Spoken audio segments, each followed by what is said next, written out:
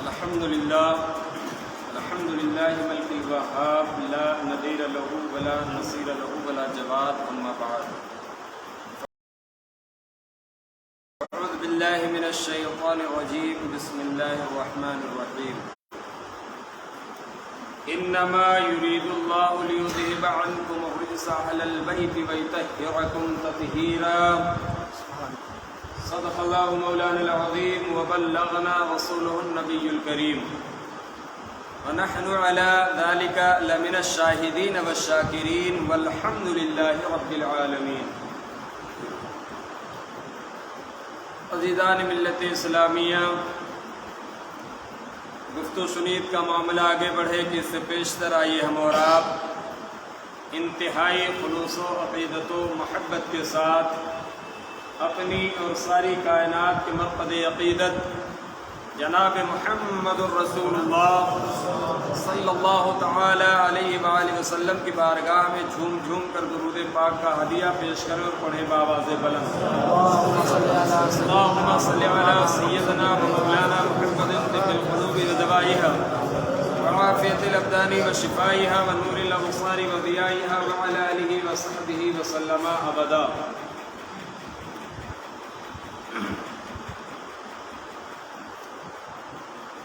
صبح طیبہ میں ہوئی بٹتا ہے باڑا نور کا. صبح طیبہ میں ہوئی بٹتا ہے باڑا نور کا. صدقہ لینے نور کا آیا ہے تارا نور کا. میں گدا تو بادشاہ بھر دے پیالہ نور کا. میں گدا تو بادشاہ بھر دے پیالہ نور کا. نور دن دونا تیرا دے ڈال صدقہ نور کا. اور اعلیٰ حضرت سرکار فرماتے ہیں تیری نسل پاک میں ہے بچہ بچہ نور کا. تیری نسل پاک میں ہے بچہ بچہ نور کا. تو ہے عین نور تیرا سب گھرانہ نور کا. تو ہے عین نور تیرا سب گھرانہ نور کا. عزیزان ملت اسلامیہ، آج کا جو میرا موضوع ہے وہ عظمت شان اہل بیت اطہار ہے. اللہ عز و جل کا شکر اور احسان ہے کہ اس نے ہمیں اور آپ کو انسان بنایا. پھر کرم بالائے کرم کہ اس نے ہمیں احمد مختار کا امتی بنایا. اور اس سے بھی بڑا کرم کہ اہل السنہ میں ہمیں داخل فرمایا. عزیزان ملت اسلامیہ، اہل بیت اطہار، اللہ رب العزت قرآن پاک میں ارشاد فرماتا ہے انما یرید اللہ لیذہب عنکم الرجس اہل البیت ویطہرکم تطہیرا.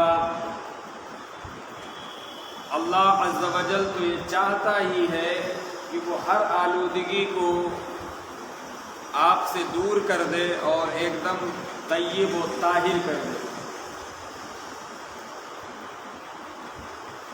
یہ آیت پاک اہل بیت اطہار کی شان میں نازل ہوئی ہے. اس کے مصداق اہل بیت اطہار ہیں. اب اہل بیت اطہار کا مقام اور مرتبہ کیا ہے؟ حضرت زید ابن ارقم رضی اللہ عنہ یہ حدیث پاک صحیح مسلم کے اندر اور دیگر کتب احادیث میں یہ حدیث آئی ہے. عن زید بن ارقم رضی اللہ عنہ قال قام یوما فینا خطیبا، کہ ایک روز اللہ کے نبی صلی اللہ تعالی علیہ وآلہ وسلم بما یدعا خما بین المکہ والمدینہ، کہ مکۃ المکرمہ اور مدینۃ المنورہ کے درمیان اس تالاب کے پاس جسے خم کہتے ہیں، جسے خم کہتے ہیں، وہاں پر میرے آقا علیہ الصلوۃ والسلام نے خطاب فرمایا،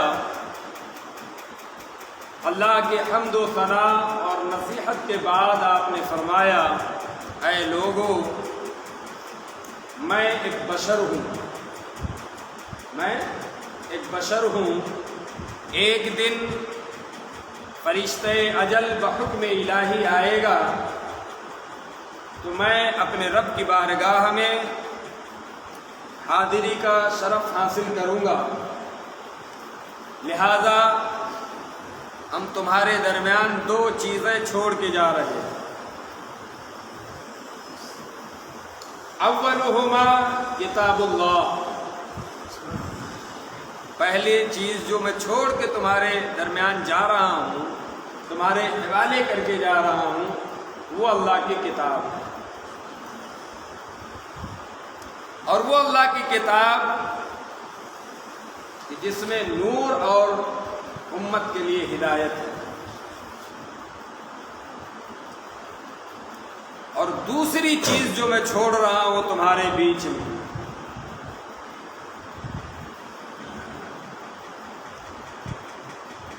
فیکم ثقلین، دو چیزوں کو حضور نے فرمایا کہ تمہارے درمیان چھوڑ کے جا رہا ہوں، اول قرآن مقدس اور دوسرا اہل البیتی، میری اہل بیت۔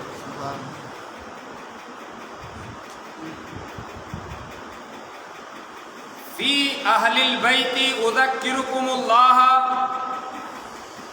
وفی اہل البیت اذکرکم اللہ وفی اہل البیت اذکرکم اللہ۔ حضور پاک نے فرمایا دو چیزیں چھوڑ کے جا رہا ہوں، پہلی قرآن مقدس اور دوسری اپنے اہل بیت۔ آقا علیہ الصلوۃ والسلام نے فرمایا کہ میں تمہیں اپنی اہل بیت کے تعلق سے آگاہ کرنا چاہتا ہوں، میں تمہیں اپنی اہل بیت کے تعلق سے آگاہ کرنا چاہتا ہوں، میں تمہیں اپنی اہل بیت کے تعلق سے آگاہ کرنا چاہتا ہوں۔ 3 مرتبہ میرے آقا نے فرمایا۔ کیا سمجھے؟ اس سے سمجھ میں آیا کسی بھی قیمت میں میری اہل بیت کو پسے پشت مت ڈال دینا، اس لیے کہ میری اہل بیت کا دامن اگر تم مضبوطی کے ساتھ تھامے رہو گے، قرآن کا دامن مضبوطی کے ساتھ تھامے رہو گے، لن تدلو، کبھی بھی تم ہرگز گمراہ نہیں ہو سکتے ہو، ہرگز گمراہ نہیں ہو سکتے ہو۔ عزیزان ملت اسلامیہ، ذرا سوچو اور غور کرو کہ اللہ کے پیارے رسول صلی اللہ تعالی علیہ وآلہ وسلم نے قرآن کا ساتھی صرف اہل بیت ہی کو کیوں بنایا؟ قرآن کا ساتھی اہل بیت ہی کو کیوں بنایا؟ اللہ کے نبی صحابہ کو بھی بنا سکتے تھے، لیکن صحابہ کو میرے آقا نے نہیں بنایا، اس لیے کہ ضرورت تھی خاموش قرآن کے ساتھ ایک ناطق قرآن کی، ایک بولتے قرآن کی، اس لیے کہ میرے آقا کو معلوم تھا کہ ایک زمانہ، ایک دور ایسا آئے گا کہ لوگ قرآن کے معنی کو بدلیں گے، اس کے مفاہیم کو بدلیں گے، اس کی تفاسیر کو بدلیں گے، لہذا اس کا جواب دینے والا کوئی قرآن کا ساتھی ہونا چاہیے۔ اور اللہ کے نبی نے فرمایا وہ میرے گھر والے، وہ اہل بیت ہیں۔ آقا علیہ السلام کو معلوم ہے کہ صحابہ کا زمانہ 100 سال، 150 سال، اس کے بعد صحابہ کا زمانہ ختم ہو جائے گا، لیکن میرے اہل بیت کے زمانے کا جو تعلق ہے وہ صبح قیامت تک جاری ہوتا ہے۔ یہی وجہ ہے کہ پوری دنیا کے لوگوں کے نسلوں کی ایک شروعات ان کے باپ سے ہوئی، لیکن میرے آقا فرماتے ہیں میرے نسل کی شروعات، میرے نسل کی ضامن میری بیٹی سیدہ فاطمہ ہے۔ ذرا ذہن کو حاضر کرو، حضرت آدم علیہ السلام ہیں، ان کا نسب ان کے بیٹے سے چلا، حضرت شیس علیہ السلام ہیں، ان کا نسب ان کے بیٹے سے چلا۔ حضرت یونس ہیں، ان کا نسب ان کے بیٹے سے چلا۔ حضرت یعقوب ہیں، ان کا نسب ان کے بیٹے سے چلا۔ حضرت یوسف ہیں، ان کا نسب ان کے بیٹے سے چلا۔ حضرت ابراہیم ہیں، ان کا نسب ان کے بیٹے سے چلا۔ حضرت اسحاق ہیں، ان کا نسب ان کے بیٹے سے چلا۔ حضرت ابراہیم علیہ السلام کے بیٹے حضرت اسماعیل ہیں، ان کا نسب ان کے بیٹے سے چلا۔ میرے آقا فرماتے ہیں او لوگوں، تمام نبیوں کی نسلیں ان کے بیٹوں سے چلی ہیں، لیکن مجھ محمد کی نسل میری بیٹی فاطمہ سے چلے گی، میری بیٹی سیدہ سے چلے گی۔ اللہ اکبر۔ یہی وجہ ہے کہ آج دنیا کے ہر خطے، ہر چپے میں آپ کو سادات کرام ملیں گے۔ اور ایک چیز میں بتا دوں بھائی، واقعات کربلا کے بعد میں صرف اور صرف سیدنا امام حسین رضی اللہ عنہ یعنی چمنستان زہرا کے ایک ہی پھول باقی بچے تھے، ایک ہی پھول، جناب سجاد حضرت امام زین العابدین رضی اللہ عنہ۔ باقی سیدہ کے چمنستان میں سے کوئی بھی گل باقی نہ تھا، صرف ایک ہی مہکتا ہوا پھول تھا، اور اسی میں اللہ عز و جل نے اس قدر برکت رکھی، اس قدر برکت رکھی کہ آج پوری دنیا کے کونے کونے میں آپ کو آل نبی اولاد علی مل جائیں گے۔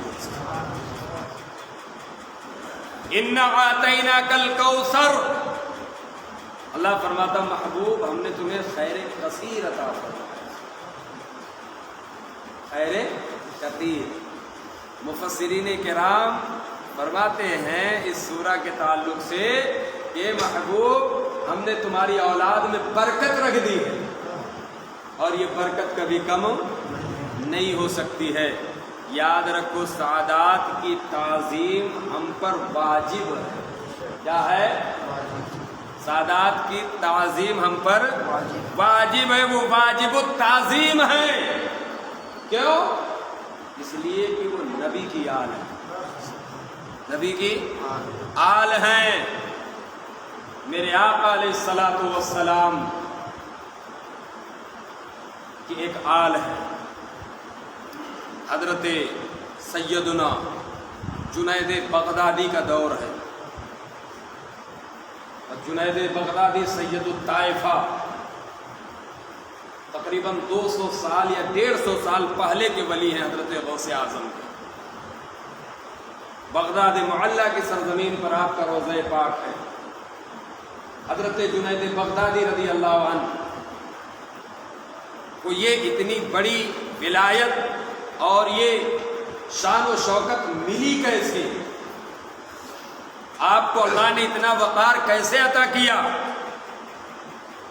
اس وقت کا جو بادشاہ تھا، اس بادشاہ کے دربار کے آپ بہت بڑے پہلوان تھے، رستم کائنات تھے، پورا بغداد آپ کا نام سن کے ہل جاتا تھا، پورے لوگ لرزہ براندام ہو جاتے تھے، کسی میں وہ جرأت و طاقت نہیں تھی کہ وہ جنید بغدادی سے نبرد آزما ہوتا، اس لیے کہ جنید بغدادی میں اکھاڑے کے وہ جوہر حضرت جنید پاک کے پاس تھے کہ وہ کسی کے پاس نہیں تھے۔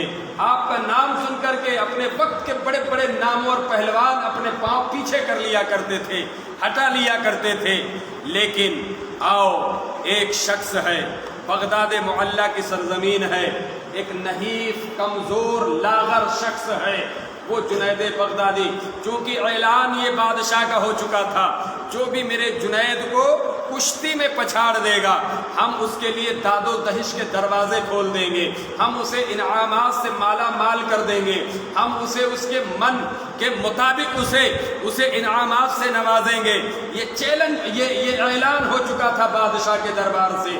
شرط یہ ہے کہ آئے کوئی میرے جنید کو پیچھے کر دے، اس کے بعد یہ سارے داد و دہش کے دروازے ہم اس کے لیے کھول دیں گے۔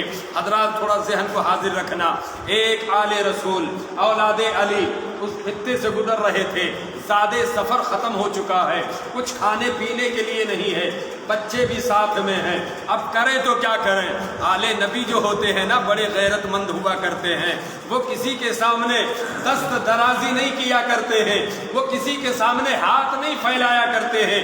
بڑے غیرت مند ہوتے ہیں سیدہ کے بیٹے, بڑے غیرت مند ہوتے ہیں علی کے شہزادے.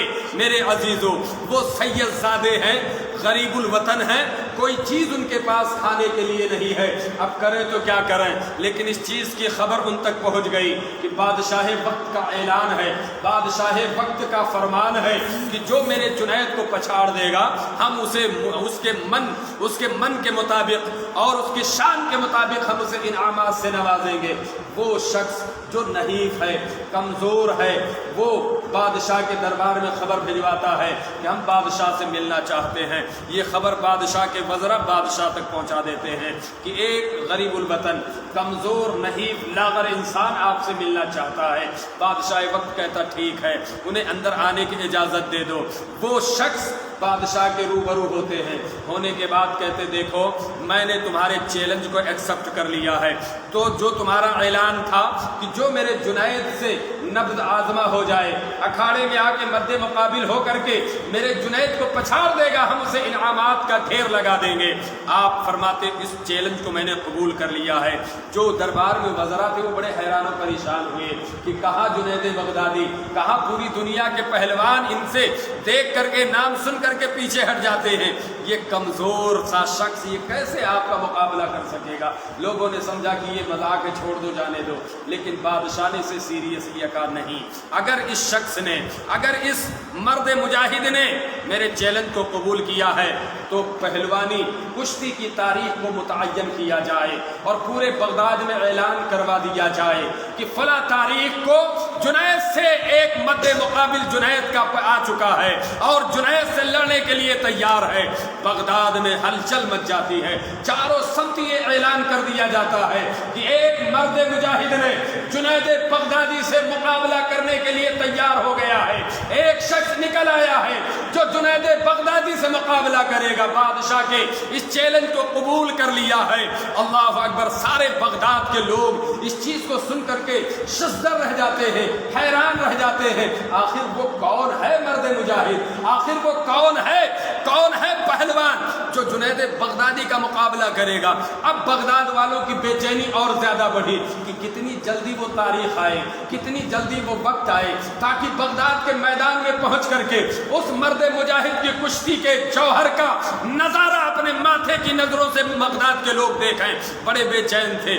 آخر کار وہ تاریخ آئی. سارا بغداد اور اطراف و اکناف کے لوگ اس میدان کے گرد جمع ہو چکے ہیں. ٹھاٹھے مارتا ہوا مجمع, جیسے سمندر کی لہریں ہوں, اس طریقے سے لوگ جمع ہیں. جنید بغدادی بھی اکھاڑے میں اتر چکے ہیں. اب انتظار ہے آپ کے مد مقابل کا.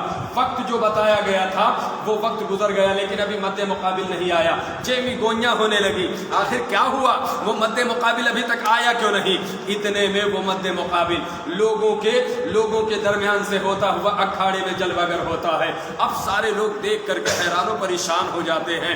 آخر یہ ہے کیسا اور مد مقابل بھی کتنا کمزور ہے, کتنا نحیف ہے. یہ تو جنید بغدادی کا ایک جھٹکا بھی برداشت نہیں کر سکتا ہے.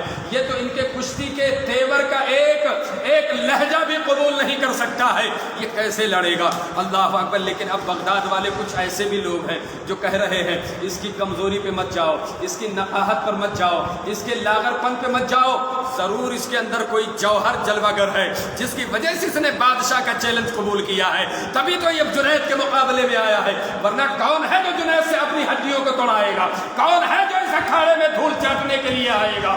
بڑا حیران و پریشان ہے لوگ. کچھ تو اس طریقے کی باتیں کر رہے ہیں, کچھ اس طریقے کی باتیں کر رہے ہیں کہ یہ کیسے مد مقابل آ گیا ہے, یہ کیسے اعلان کو, چیلنج کو قبول کر لیا ہے.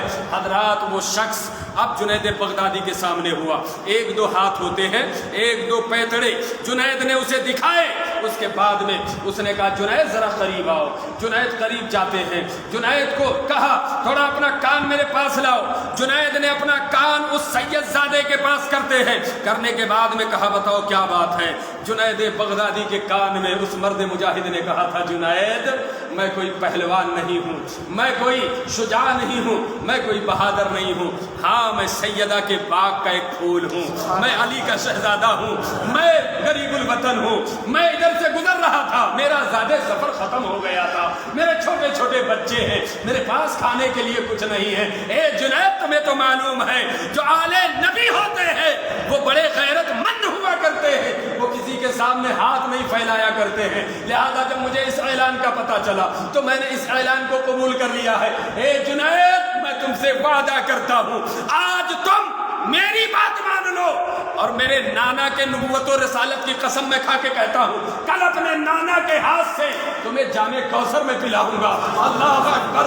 حضرت جنید بغدادی کے پر سکتہ طاری ہو جاتی ہے، اب کیا کریں چونکہ آل نبی نے اسی شرط لگا دی ہے۔ جنید بغدادی کہتے لیکن تھوڑی دیر تو کرنا پڑے گا ورنہ بغداد کے لوگ سوچیں گے لگتا ہے کہ کچھ سمجھوتا ہو گیا ہے۔ جنید بغدادی کہتے ہیں تھوڑی دیر تو کشتی ہونی پڑے گی، اس کے بعد میں ہم زیر ہو جائیں گے۔ اللہ اکبر۔ تھوڑی دیر کشتی چلتی ہے، اس کے بعد یکایک اس سید زادے آل نبی اولاد علی نے حضرت جنید بغدادی کو پیٹھ کے بل زمین پہ پٹک دیا ہے۔ اب جب پٹک دیا ہے تو جنید بغدادی کو ذرا ملاحظہ کرنا، ارے وہ جنید بغدادی جن سے پورا بغداد کانپا کرتا تھا، کوئی پہلوان سامنے نہیں آیا کرتا تھا، لیکن جب وہ اولاد علی اور شہزادہ مصطفیٰ جنید کے اوپر آیا ہے تو جنید نے اسے اٹھا لیا ہے۔ اللہ اکبر۔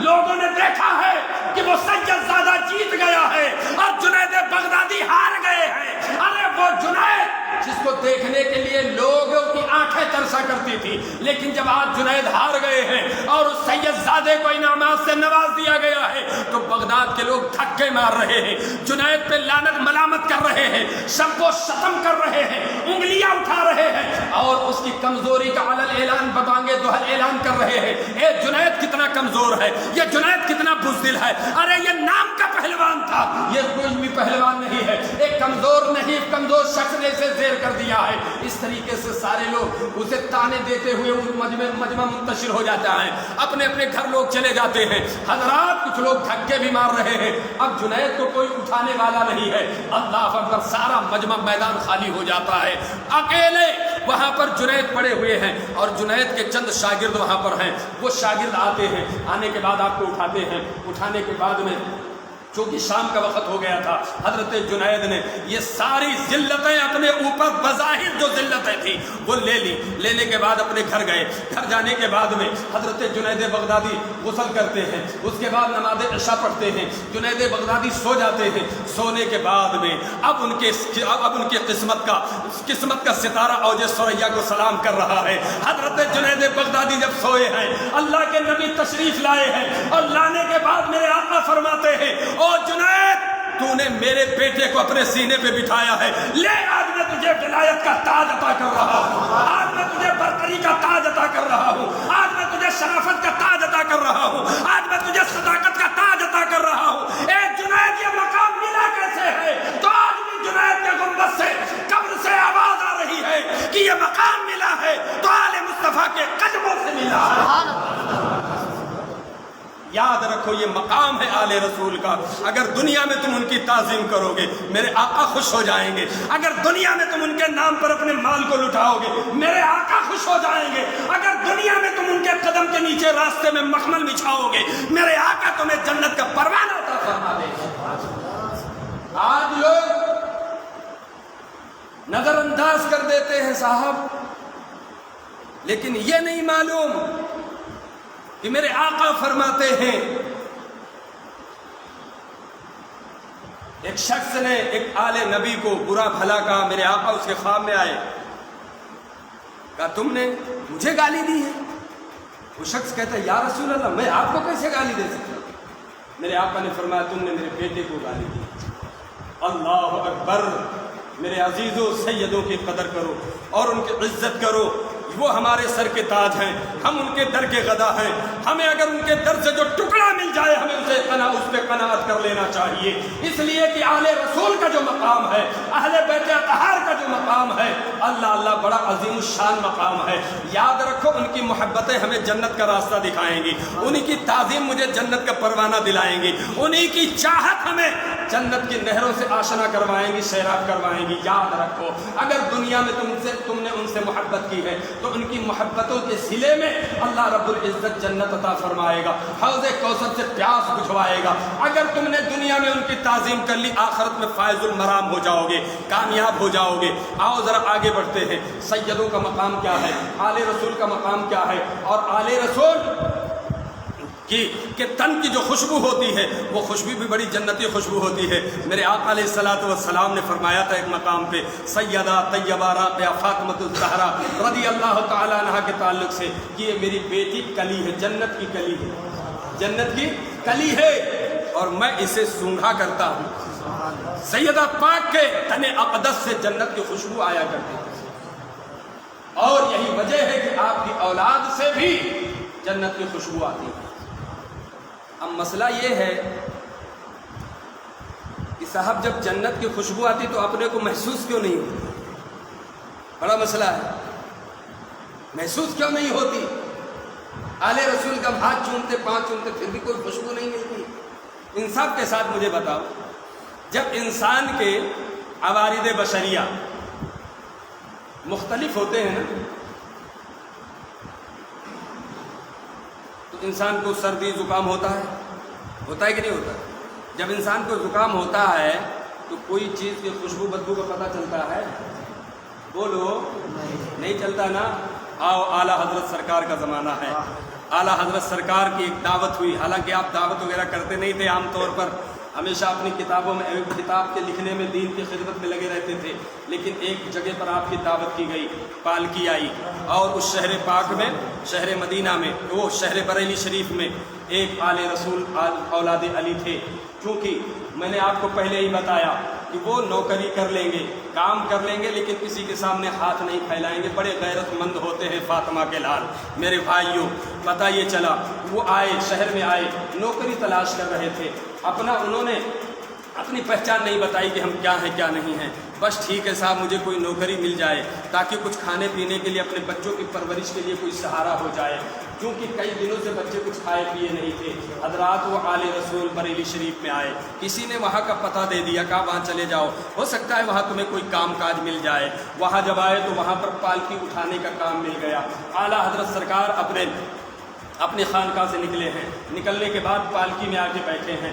पालकी में बैठने के बाद में चंद कदम, उसमें से 3 कहार और दूसरे थे, और उसमें एक आले नबी औलाद अली थे, उन्होंने भी कंधा लगाया हुआ था। चंद कदम चले हैं, आला हजरत फरमाते ठहरो, वहाँ पे पालकी रोक दी गई। आप पालकी से बाहर आए, आने के बाद फरमाते हैं रब की इज़्ज़त व जलाल की कसम, तुम चारों में से मुझे बताओ, इसलिए कि मुझे मदीना से खुशबू आ रही है, तुम चारों में से कौन है जो आले नबी है, औलाद अली है? तीनों ने तो कहा नहीं हुजूर मैं तो नहीं हूँ, लेकिन जो थे उन्होंने अपनी गर्दन झुका ली। आप उनके पास आते हैं, आने के बाद फरमाते मुझे सच सच बताओ आप क्या हो? कहा आपको इससे क्या लेना देना है? अरे बंदा नौकरी कर रहा है, नौकरी के बाद जो उजरत हो वो मुझे उजरत दे दो, जात पात से क्या लेना देना है? आला हजरत की आंखों में आंसू आ गए। कहा शहजादे बता दो मुझे तुम कौन हो? शहजादे कहते मैं आले अली औलाद अली हूँ। अल्लाह अकबर। आला हजरत की आंखें बरसने लगी। आपने अपने ताजे मुजद्दिदियत को उतारा है, और उतारने के बाद उस आले रसूल के सर पे रख दिया है, कदमों को चूमा है। उसके बाद बरेली के लोगों ने देखा है कि मौलाना इमाम अहमद रजा है जो पालकी से उतर करके अपनी ताजे मुजद्दिदियत को एक आले नबी के कदमों में रख रहे हैं, और ये पैगाम दे रहे हैं कि याद रखो जब आला हजरत जैसा मुजद्दिद एक आले रसूल के सर पे अपने ताज को रख सकता है, तो हम हकीर व फकीर एक आले रसूल की जूती को अपने ताज में रख करके फख्र क्यों नहीं महसूस कर सकते हैं? एक आले नबी की जूती को अगर हम अपने सर पर रखेंगे तो ये हमारे लिए एजाज होगा, ये हमारे लिए शान की बात होगी। ये मकाम है आले नबी औलाद अली की। मेरे भाइयों, इनके बड़े मर्तबे हैं, ये बड़े ऊंचे घराने के लोग हैं। हमने पहले ही आपको कहा था सैयदा के लाल बड़े गैरतमंद होते हैं, ये किसी के सामने हाथ नहीं फैलाया करते हैं, नौकरी कर लेंगे, मेहनत व मशक्क़त कर लेंगे, लेकिन ये हाथ नहीं फैलाएंगे। अल्लाह अकबर। आओ बात अहले बैत अतहार की चली है। मेरे आका अलैहिस्सलातु वस्सलाम ने फरमाया कि हम तुम्हारे दरमियान दो चीज़ें छोड़ के जा रहा हूँ, एक तो कुरान है, दूसरी मेरी अहले बैत है। और मेरे आका ने उदक्किरुकुमुल्लाह फ़ी अहली बैती, उदक्किरुकुमुल्लाह फ़ी अहली बैती, उदक्किरुकुमुल्लाह फ़ी अहली बैती, 3 मरतबा मेरे आका ने बरंगेजता किया, उभारा कि मेरी अहले बैत को कभी मत भूलना, मेरी अहले बैत को कभी पसे पुश्त मत डालना, मेरी अहले बैत को कभी भी नज़रअंदाज मत करना, इसलिए कि उनकी खुशी में मेरी खुशी है, उनकी नाराज़गी में मेरी नाराज़गी है। आका अलैहिस्सलातु वस्सलाम है। हदीस किस्सा उठा करके देखो, मुतअद्दिद हदीस में ये हदीस है, मुतअद्दिद अहादीस की किताबों में हदीस किस्सा आई हुई है। अल्लाह के नबी हैं, अपनी चादर लेते हैं, चादर लेने के बाद में अल्लाह के नबी फरमाते आओ अली मेरी इस चादर में आ जाओ। हजरत अली उस चादर में आ गए। उसके बाद सैयदा पाक आई, आओ मेरी बेटी मेरी चादर में आ जाओ। हजरत हसनैन करीमैन को चादर में लिया। लेने के बाद मेरे आका फरमाते हैं अल्लाहुम्मा हाउलाई अहलु बैती, ए रब्बुल आलमीन ये मेरी अहले बैत है, जो इनसे मोहब्बत करे तू उनसे मोहब्बत कर, जो इनसे बुग़्ज़ रखे तू उनसे बुग़्ज़ रख, जो इनसे दुश्मनी रखे तू उनसे दुश्मनी रख। मेरे आका ने वाज़ेह लफ्ज़ों में कह दिया है, बात मोहब्बत की आ गई है। अरे आले नबी के खाक की बात आ गई है। तो आओ मदीना मुनव्वरा में एक सिहाबी हैं जिनका नाम हज़रत हबीब इब्न ज़ुहैर बताया जाता है। और हबीब इब्न ज़ुहैर की उम्र उस वक्त 14 से 15 साल है। और मौला हुसैन की उम्र कितनी है मालूम है? 6-7 साल है। अल्लाह के नबी की आगोश में मौला हुसैन जलवागर हैं। एक सिहाबी आते हैं, आने के बाद उस बच्चे की तरफ हबीब बिन मुज़ाहिर की तरफ इशारा करते हैं। इशारा करने के बाद में फरमाते हैं या रसूल अल्लाह इस बच्चे की एक हरकत के ताल्लुक़ से मैं आपसे शिकायत करना चाहता हूँ। आका अलैहिस्सलातु वस्सलाम ने फरमाया बताओ वो कौन शिकायत है? वो सिहाबी कहते या रसूल अल्लाह जब आपके शहजादे मौला हुसैन चलते हैं ना तो ये पीछे पीछे जो मौला हुसैन के कदम के निशान की जो मिट्टी होती है ये शख्स जो हबीब बिन मुज़ाहिर उठाता है, उठाने के बाद अपने माथे पे लगाता है, अपने चेहरे पे मलता है, अपने सर में लगाता है। अल्लाह अकबर। अल्लाह के नबी खड़े हुए, हज़रत इमाम हुसैन को बगल में खड़ा कर दिया। अब हबीब बिन मुज़ाहिर की तरफ मेरे आका मुतवज्जा हुए, कहा ए हबीब बिन मुज़ाहिर ऐसा तुम क्यों करते हो? अब ज़रा हबीब बिन मुज़ाहिर का जवाब सुनना। हबीब बिन मुज़ाहिर अर्ज़ करते या रसूल अल्लाह फ़िदा का अबी व उम्मी, मेरे माँ बाप आप पर कुर्बान या रसूल अल्लाह। मदीना के लोग हुसैन से मोहब्बत करते हैं लेकिन मैं हुसैन से इश्क करता हूँ। अल्लाह अकबर। हुसैन के कदमों के नीचे की मिट्टी भी मेरे लिए पाई से बरकत है। वो हबीब बिन मुज़ाहिर हैं। ज़रा आगे बढ़ो। हबीब बिन मुज़ाहिर जब अल्लाह के नबी सल्लल्लाहु अलैहि वसल्लम के प्यारे शहजादे मौला हुसैन हैं जब मदीना मुनव्वरा छोड़ रहे थे, जब मदीना मुनव्वरा से मक्कतुल मुकर्रमा आने के लिए तैयारी कर रहे थे यानी शाबानुल मुअज़्ज़म में, तो हज़रत मौला हुसैन चूँकि ये बड़े गहरे दोस्त थे, बड़ी गहरी दोस्ती थी, ये एक दूसरे के बगैर रह नहीं सकते थे। हबीब बिन मुज़ाहिर आपके शाना बशाना हमेशा रहा करते थे। अब अंदाज़ा लगाओ जब मौला हुसैन करबला की तरफ रवाना हो रहे हैं उस वक्त आपकी उम्र 56 साल 5 माह 5 दिन है और हज़रत हबीब बिन मुज़ाहिर की उम्र तकरीबन 75-78 साल की समथिंग है। 75-78 साल के बूढ़े हबीब बिन मुज़ाहिर हैं। हज़रत मौला हुसैन ने कहा, खबर भिजवाई, कहा मेरे दोस्त मेरे यार अब तो अल्लाह के नबी के दीन यानी नाना जान के दीन और नाना जान की उम्मत को बचाने के लिए अब मुझे मदीना छोड़ना पड़ेगा और मदीना छोड़ करके मैं मक्का जा रहा हूँ और मक्का से मुझे मदीना करबला जाना पड़ेगा। मेरे दोस्त पूरी ज़िंदगी तुमने दोस्ती निभाई है, अब अगर तुम्हारी मर्ज़ी हो तो तुम मेरे साथ चल सकते हो और कोई ज़बरदस्ती नहीं है। ये पैगाम जब मौला हुसैन ने हबीब बिन मुज़ाहिर को भेजाया तो हबीब बिन मुज़ाहिर का ज़रा इश्क मुलाहज़ा करो। अभी मौला हुसैन मदीना मुनव्वरा से निकले नहीं हैं, इससे पहले हबीब बिन मुज़ाहिर मक्कतुल मुकर्रमा पहुँच गए हैं। जब हज़रत मौला हुसैन मदीना मुनव्वरा से रवाना हो रहे हैं तो उस वक्त मदीना मुनव्वरा से मक्कतुल मुकर्रमा की तरफ जब रवाना हुए और जब आप वहाँ पहुँचे हैं तो اس سے پہلے حبیب بن مظاہر کو وہاں پہ پایا ہے۔ میں نے کیا کہا، مولا حسین کے قدم کے خاک سے کتنی محبت تھی حبیب بن مظاہر کو۔ سنتے چلنا، یہ امام حسین ایک سچے عاشق کا واقعہ میں آپ کو بتا رہا ہوں۔ بقیہ میں آپ کو سفر مدینہ سے لے کے مکہ سے لے کے کربلا تک کا مولا حسین کا سفر بھی بتاؤں گا، لیکن ایک عاشق، ایک دیوانے کی بات آ گئی ہے، خاک قدم پاک حسین کی بات آ گئی ہے، تو میں ذکر کر رہا ہوں۔ حبیب بن مظاہر مکہ المکرمہ میں پہلے پہنچ گئے ہیں۔ اس کے بعد میں جب ذی الحجہ کے مہینے میں حضرت امام حسین مکہ المکرمہ سے مدینہ المنورہ کی طرف روانہ ہوئے، کربلا کی طرف جب آپ ہجرت کرنے کا ارادہ کرتے ہیں، حبیب بن مظاہر بھی ساتھ میں ہیں۔ ایک چیز میں آپ کو اور بتا دوں، آپ لوگ عام طور سے سنتے ہوں گے کہ کل جو ہے کربلا میں جو حاضر تھے اہل بیت، وہ کتنے تھے؟ 72 تھے۔ کتنے تھے؟ 72 تھے۔ لیکن میں آپ کو بتاؤں، 72 وہ لوگ تھے جو امام حسین کے گھر والے نہیں بلکہ آپ کے چاہنے والے تھے۔ 19 یا 20 لوگ صرف آپ اپنے گھر والے تھے۔ تو یہ 19 کو بھی جوڑو اس میں، 72 میں۔ یہ جو 72 کا ذکر آتا ہے بار بار، آپ سے کوئی سوال کرے کیا اس 72 میں مولا حسین بھی شامل ہیں، مولا عباس بھی شامل ہیں، مولا قاسم بھی شامل ہیں، مولا علی اکبر و اصغر بھی شامل ہیں؟ تو نہیں، اس میں یہ 72 میں یہ شامل نہیں ہیں۔ یہ 19 یا 20 لوگ ہیں، یہ الگ ہیں، 72 یہ الگ ہیں۔ ان 72 میں حبیب بن مظاہر رضی اللہ عنہ کا نام ہے۔ یہ سچے دیوانے، سچے عاشق کا نام اس میں ہے۔ حبیب بن مظاہر مولا حسین کے ساتھ کربلا کی طرف رواں ہو جاتے ہیں۔ مقام نینوا میں جب پہنچے ہیں، کل 10 تاریخ ہے محرم الحرام کی، کل صبح میں یزیدی فوج سے مقابلہ کرنا ہے۔ آج مولا حسین نے اپنے گھر میں خیمے میں کہا، علی اکبر ایک کام کرو، چراغ کو بجھا دو۔ چراغ بجھا دیا گیا۔ آپ نے خطبہ دیا۔ خطبہ میں کیا دیا؟ خطبہ میں کیا فرمایا؟ او لوگو، او میرے چاہنے والوں، یہ یزیدی میرے خون کے پیاسے ہیں، یہ یزیدی میرے جان کے در پہ ہیں۔ چراغ کو میں نے گل کر دیا ہے، اب آپ یہاں سے بآسانی جا سکتے ہو، چونکہ یہ میری موت کے در پہ ہیں۔ یہ آپ سے ان کو کوئی شکوہ گلہ نہیں ہے، میری خاطر آپ اپنی جان کو خطرے میں نہ ڈالیں۔ اللہ اکبر۔ حضرت حبیب بن مظاہر ہیں اور آپ کے آبان و انصار ہیں وہاں پر۔ اس کے بعد میں چراغ، اللہ کے حضرت امام حسین نے کہا چراغ کو روشن کر دو۔ چراغ روشن کر دیا گیا۔ جب چراغ بجھایا گیا تھا تو کسی کی آنکھیں بھیگی ہوئی نہیں تھی، لیکن جب دوبارہ روشن کیا گیا تو جتنے آپ کے آبان و انصار تھے سب کی آنکھیں بھیگی ہوئی ہیں، بڑے پریشان ہیں اور رو رہے ہیں۔ حضرت حبیب بن مظاہر اٹھ کے کھڑے ہو جاتے ہیں، عرض کرتے آقا میں یہاں سے آپ کو چھوڑ کر کے کیسے مدینہ چلا جاؤں؟ اگر میں یہاں سے آپ کو چھوڑ کر کے چلا جاؤں، اس سے بہتر ہے کہ میں خود اپنی تلوار سے اپنی گردن کو کاٹ لوں۔ حضرت حبیب بن مظاہر کہتے مولا کیا ہم نے اسی وجہ سے مدینے میں آپ کے قدموں کی خاک چومی تھی؟ کیا اسی لیے، اسی دن کے لیے کہ میں پیٹھ پھیر کر کے مدینہ چلا جاؤں اور آپ کے خاک، آپ کے جسم، آپ کے قدم پاک کا خاک اپنے سر پہ ڈالتا رہا؟ اللہ اکبر۔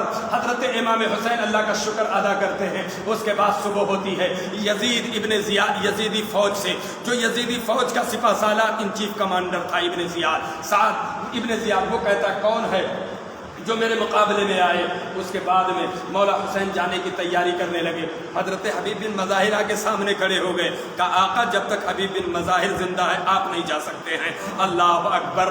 حضرت حبیب بن مظاہر کی عمر کے تعلق سے میں نے آپ کو بتا دیا ہے، تقریباً 75 یا 78 سال، مختلف روایتیں ہیں۔ اب اندازہ لگاؤ 75 یا 78 سال کا بوڑھا کیا میدان میں تلوار چلائے گا؟ وہ کیا نبرد آزما ہوگا؟ کیا یزیدیوں کے فوج سے وہ ٹکرائے گا؟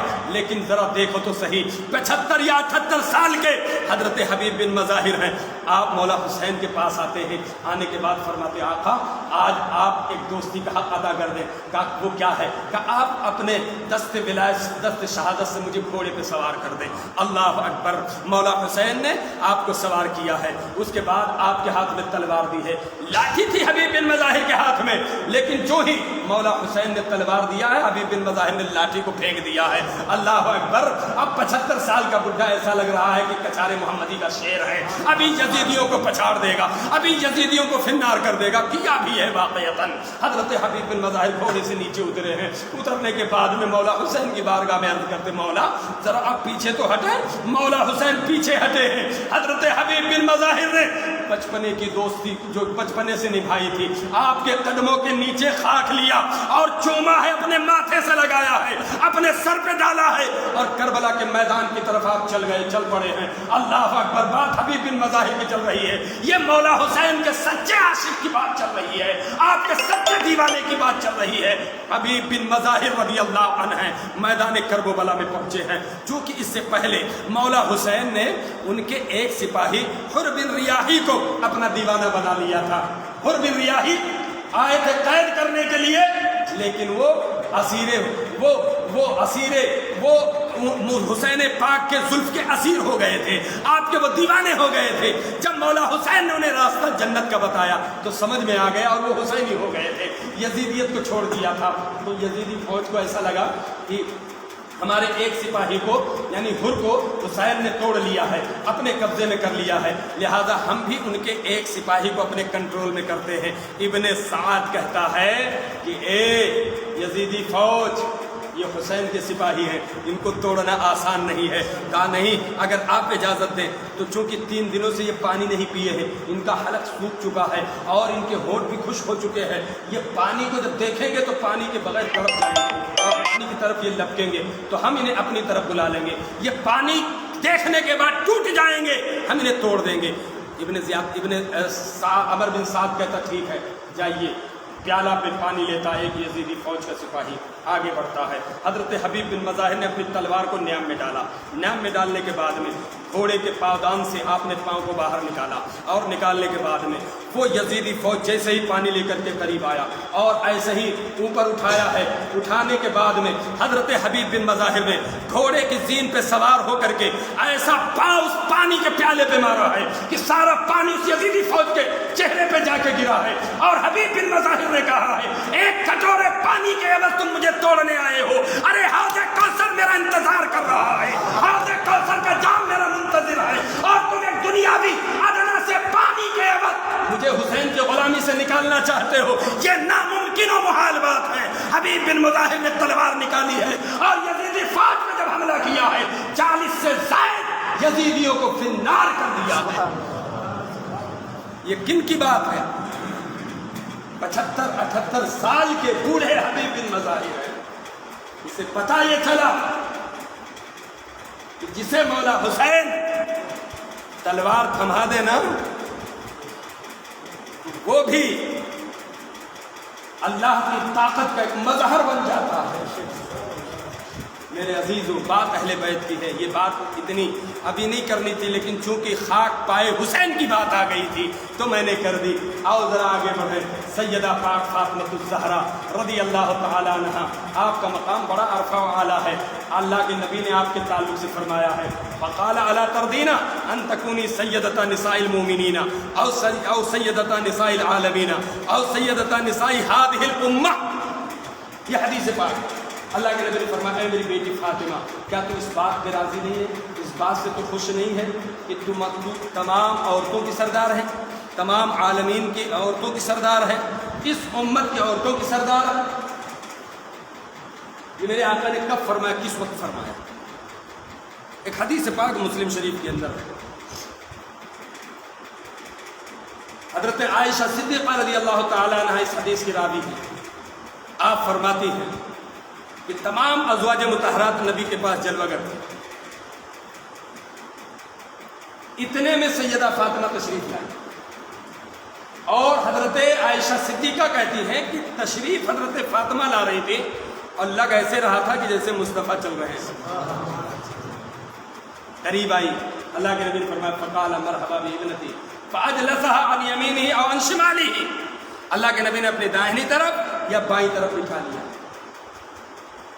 حضرت سیدہ کی عظمت کا عالم یہ تھا کہ جب سیدہ اپنے بابا کی بارگاہ میں جاتی تھی تو میرے مصطفیٰ کھڑے ہو جاتے تھے، پیشانی کو بوسہ دیتے تھے، اور جب سیدہ کے گھر میرے آقا جاتے تھے تو سیدہ کھڑی ہو جاتی تھی۔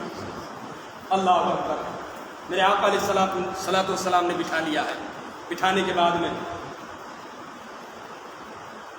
میرے آقا نے کچھ سرگوشی کی، سیدہ پاک رونے لگی، سیدہ پاک رونے لگی، اس کے بعد کچھ کہا تو مسکرانے لگی۔ وہ سرگوشی کیا تھی؟ میرے آقا نے کیا کہا سیدہ سے جس کی وجہ سے رونے لگی؟ تو جو کہا تھا حضور نے وہ یہ تھا کہ میری بیٹی فاطمہ ہر سال رمضان کے مہینے میں جبریل امین ایک قرآن کا دور کرتے تھے. کتنے؟ ایک قرآن کا دور کرتے تھے. لیکن اس سال جبریل امین نے 2 قرآن کا دور کیا. اب مجھے لگتا ہے کہ اللہ کی طرف سے مجھے بلاوا آنے والا ہے اور آنے والا رمضان میں نہیں کر پاؤں گا. سیدہ پاک رونے لگی. پھر اس کے بعد میرے آقا نے دوسرے کان میں سرگوشی کی. کہا میری بیٹی میرے جانے کے بعد میں میری اہل بیت میں سے سب سے پہلے جو مجھ سے ملے گا وہ تو ہوگی. اللہ کے نبی نے جب یہ فرمایا تو سیدہ پاک مسکرانے لگی. حضرت عائشہ صدیقہ رضی اللہ تعالیٰ عنہ کہتی ہیں میں نے پوچھا فاطمہ آپ کے بابا نے کیا کہا ہے؟ تو آپ نے فرمایا کہ میں اپنے بابا کا راز شائع نہیں کروں گی. یہ راز و نیاز کی باتیں ہیں. لیکن یہ بات کب بتایا سیدہ پاک نے؟ جب اللہ کے نبی کا وصال ظاہر ہو گیا تو اس کے بعد پھر عائشہ نے پوچھا تو پھر اس وقت بتایا تھا. میرے آقا کا جب وصال ظاہر ہو گیا 6 مہینے کے بعد سیدہ پاک کا وصال ہوا. میرے بھائیوں حضرت فاطمہ الزہرا رضی اللہ تعالیٰ عنہا اس دن سے بیمار رہنے لگی. ہر دن اپنے بابا کی مزار پاک پہ جاتی تھی. ساتھ میں آپ کی شہزادی حضرت سیدہ زینب رہتی. پکڑ کر کے لے کے جاتی. پورا مدینہ محو خواب رہتا اور آپ پکڑ کے لے کے جاتی اور آپ اپنے بابا کے مزار پاک کے پاس بیٹھتی. حضرت سیدہ فاطمہ کہتی کہ اگر جو مصیبت مجھ پہ میرے رب نے ڈالی ہے اگر یہ دن پہ اللہ ڈال دیتا تو یہ دن رات میں بدل جاتا. یہ عالم تھا. سیدہ پاک اپنے بابا کے وصال کے بعد کبھی نہیں مسکرائی. کبھی آپ کے چہرے پہ ہنسی نہیں آئی. اللہ اللہ. ایک دن حضرت زینب سلام اللہ علیہا اپنے نانا کی مزار پاک پر اپنی والدہ کو لے کر کے جا رہی ہیں. سیدہ پاک کہتی زینب میری بیٹی آج میں تجھ سے کچھ عہد و پیمان لینا چاہتی ہوں. کہا میری والدہ وہ کیا عہد و پیمان ہے؟ سیدہ کے ذرا جملے سننا. سیدہ فرماتی بیٹی مجھے معلوم ہے ایک دن آئے گا میرا بیٹا تنہا حسین ہوگا اور وہ کربلا کے میدان میں ہوگا. اپنے نانا کے دین بچانے کے لیے جا چکا ہوگا. یزیدی اس کے جان کے در پہ ہوں گے. اے میری بیٹی آج تو مجھ سے وعدہ کر کہ یہاں مدینہ سے لے کے کربلا تک تو اس کا ساتھ دے گی. سیدہ زینب کی آنکھوں میں آنسو آئے. عرض کرتی ہیں اے میری والدہ محترمہ اے خاتون جنت میں آج آپ سے وعدہ کرتی ہوں میں اپنے مولا حسین بھائی حسین کو مدینہ سے لے کر کے کربلا تک ساتھ دوں گی. اللہ اکبر. اللہ ہر بھائی کو ایسی بہنیں عطا فرمائے. اتنی اول العزم تھی. حضرت عبداللہ ابن جعفر آپ کے شوہر ہیں. جب یہ مدینہ المنورہ سے مکہ المکرمہ کی طرف جا رہے تھے تو حضرت زینب سلام اللہ علیہا اپنے شوہر حضرت عبداللہ ابن جعفر کے پاس پہنچی. کہا اے میرے شوہر نامدار کیا آپ مجھے اجازت دیتی ہیں کہ میں اپنے بھائی حسین کے ساتھ سفر کربلا کروں؟ آپ کے شوہر کہتے ہیں اے شہزادی علی میں آپ کو کیسے منع کر سکتا ہوں؟ کیسے میں کہہ سکتا ہوں کہ تم نہ جاؤ؟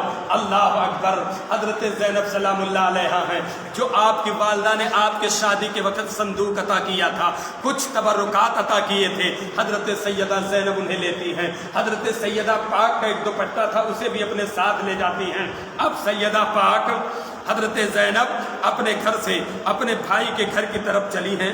چوکھٹ سے جیسے ہی باہر نکلی ہیں حضرت عبداللہ ابن جعفر کہتے وہ میری شریک حیات وہ شہزادی مملکت عفت و عصمت آپ کہاں جا رہی ہو؟ کہا بھائی کے گھر جا رہی ہوں. کہا جب بہن بھائی کے گھر جاتی ہے خالی ہاتھ نہیں جایا کرتی ہے. ارے کچھ لے کر کے تو جاؤ. حضرت زینب کی آنکھوں میں آنسو آئے. کہا میرے سرتاج میرے بھائی کے لیے کیا دینا چاہتی ہو؟ کہا میرے یہ 2 بیٹے ہیں انہیں لے کر کے جاؤ. حضرت زینب سلام اللہ علیہا نے اپنے دونوں ننھے بچوں کو لیا ہے اپنے بھائی حسین کی بارگاہ میں حاضر ہو گئی ہیں. عرض کرتی ہے او میرے بھائی ماں نے جو مجھ سے وعدہ لیا تھا وہ وعدہ وفا کرنے میں آ گئی ہوں. حضرت مولا حسین ہیں اس فرمان کو قبول کرتے ہیں، کہتے ٹھیک ہے میری بہن، تو ہی تو ایک باہمت میری بہن ہے جو کربلا تک میرا ہمت بڑھائے گی، تو ہی تو میری ماں کی وہ بیٹی ہے جس ماں کا دودھ میں نے پیا ہے اسی ماں کا دودھ تو نے بھی پیا ہے۔ اگر اللہ نے مجھے صبر و استقلال کا جوہر پہاڑ بنایا ہے تو رب نے تجھے بھی صبر و استقلال کا پہاڑ بنایا ہے۔ اے زینب بہت بہت شکریہ کہ تو اپنے بھائی کا ساتھ دینے کے لیے آ گئی ہے۔ اللہ اکبر۔ المختصر یہ کہ سیدہ پاک نے اپنی بیٹی زینب سے اس طریقے سے عہد و پیمان لیا اور آپ نے اس عہد و پیمان کو پورا بھی کیا۔ 6 مہینے گزرتے ہیں، حضرت علی المرتضیٰ کو سیدہ پاک نے بلایا، بلانے کے بعد میں کہا علی اب تو میرا وقت قریب آ گیا ہے، میرے بیٹوں کا بڑا خیال رکھنا، میرے حسنین کریمین کا بڑا خیال رکھنا۔ حضرت سیدہ پاک نے آخری وقت میں جنت کے دونوں سرداروں کو نہلایا ہے، دھلایا ہے، ان کے سر میں تیل لگایا ہے، بڑا پیار بڑی محبتیں کی ہے۔ اس کے بعد علی کے حوالے کر دیا، کہا علی اب تو میں تمہیں ایک وصیت کرنا چاہتی ہوں، وہ وصیت یہ ہے کہ میرے وصال کے بعد کسی ایک ایسے قبیلے میں نکاح کرنا جو قبیلہ سب سے زیادہ بہادر ہو، سب سے زیادہ شجاع ہو، سب سے زیادہ طاقتور ہو۔ حضرت علی نے اس پر بھی عمل کیا اور اسی قبیلے کے خاتون سے حضرت عباس علمبردار ہیں، انشاءاللہ یہ بھی بیان ہوگا۔ آؤ ذرا آگے بڑھتے ہیں۔ سیدہ پاک ہیں اور حضرت ام رومان رضی اللہ تعالیٰ عنہ، حضرت ابو بکر صدیق رضی اللہ تعالیٰ عنہ کی زوجہ۔ اس وقت عالم یہ تھا، اس وقت عرب کا ماحول یہ تھا کہ جب کسی خاتون کا انتقال ہوتا تھا تو ایسے ہی چارپائی پہ لے کے جاتے تھے۔ تو آپ نے فرمایا کہ جب میرا انتقال ہو جائے تو جو اس طریقے سے لے کر کے جاتے ہیں یہ طریقہ مجھے پسند نہیں ہے، اس میں بے پردگی ہے۔ تو ایک خاتون نے کہا کہ میں نے حبشہ میں ایک طریقہ دیکھا ہے، حبشہ میں ایک طریقہ دیکھا کہ جب خاتون کا انتقال ہوتا ہے تو اسے کس انداز میں لے کے جاتے ہیں۔ حجور کی ٹہنی منگایا انہوں نے، حجور کی ٹہنی کو یوں محراب ٹائپ ایسا کیا، بنایا اور کہا کہ دیکھو اس طریقے سے وہاں پہ کرتے ہیں، پھر اس کے اوپر چادر ڈال دیتے ہیں، کسی کو یہ پتہ ہی نہیں چلتا کہ یہ مرد کا جنازہ ہے یا عورت کا جنازہ ہے۔ سیدہ پاک کو یہ طریقہ بڑا پسند آیا۔ آج آپ دیکھتے ہوں گے گہوارہ کیسا ہوتا ہے، بنا رہتا ہے نا محراب ٹائپ پہ۔ یہ طریقہ کس نے ایجاد کروایا؟ سیدہ پاک نے ایجاد کروایا۔ اور آپ نے فرمایا کہ میرا جنازہ رات کی تاریکی میں تھا۔ ایک اصح روایت کے مطابق شاہ ولی اللہ محدث دہلوی علیہ الرحمۃ والرضوان جو عظیم محدث ہیں، آپ فرماتے ہیں کہ آپ کا جنازہ یعنی سیدہ پاک کا جنازہ حضرت علی المرتضیٰ کی اجازت کے بعد حضرت سیدنا ابو بکر صدیق رضی اللہ عنہ نے پڑھایا۔